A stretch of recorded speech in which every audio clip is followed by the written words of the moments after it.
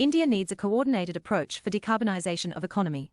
Long-term planning process must be changed and an autonomous, credible agency must provide independent advice, monitor progress. For setting interim targets and monitoring progress, an autonomous and technically credible agency, like the Climate Change Committee (CCC) in the UK, should be set up. Prime Minister Narendra Modi's announcement of enhanced targets for climate action by India, particularly for achieving net zero emissions by 2070, has highlighted the importance of long-term planning for decarbonizing the economy. Until now, the government of India has responded to unprecedented changes in the energy sector, particularly rapid reductions in the cost of renewable energy, RE-based power, with dramatic enhancements in the targets for RE. With this approach, India has done well and is on a path to fulfilling its Paris Agreement commitments for 2030. However, the road ahead will be challenging, and therefore, a coordinated strategy for decarbonizing the economy efficiently and effectively will be required. Changes will be required to long-term planning processes.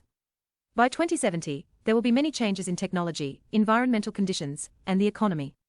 The planning horizon of about 50 years will need to be broken up into shorter periods so that new knowledge about emerging technologies can be incorporated into plans. In addition, plans will need to be monitored so that the course can be corrected to respond to any unforeseen problems. 5 years, as the UK has used, seems like a reasonable Goldilocks ideal.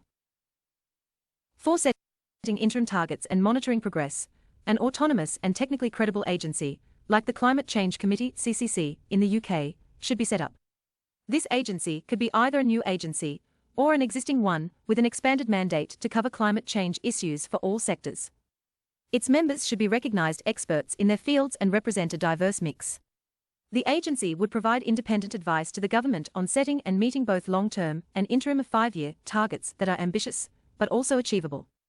It would also monitor progress and annually report and suggest mid-course corrections. The shorter-term targets announced by the PM to be reached by 2030 refer mostly to the power sector.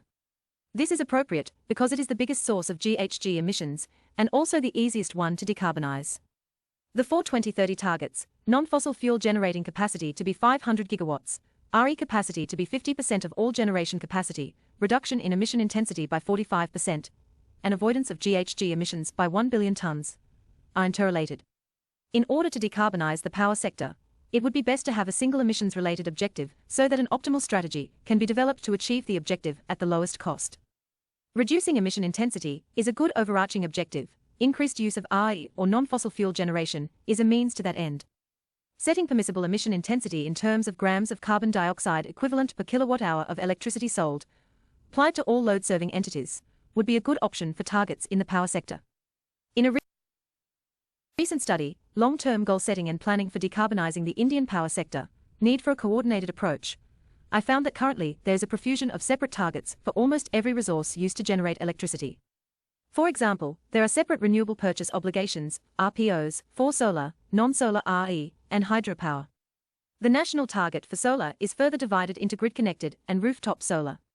Such an approach reduces the flexibility of distribution companies to select resources to meet their loads, resulting in a non-optimal resource mix and a higher cost of electricity. The reduced flexibility could also stymie the development and deployment of emerging technologies such as battery storage and small modular nuclear reactors. Furthermore, RPOs are usually imposed to support nascent technologies, and because RE is now competitive on costs with conventional generation, the need for RPOs should be reconsidered.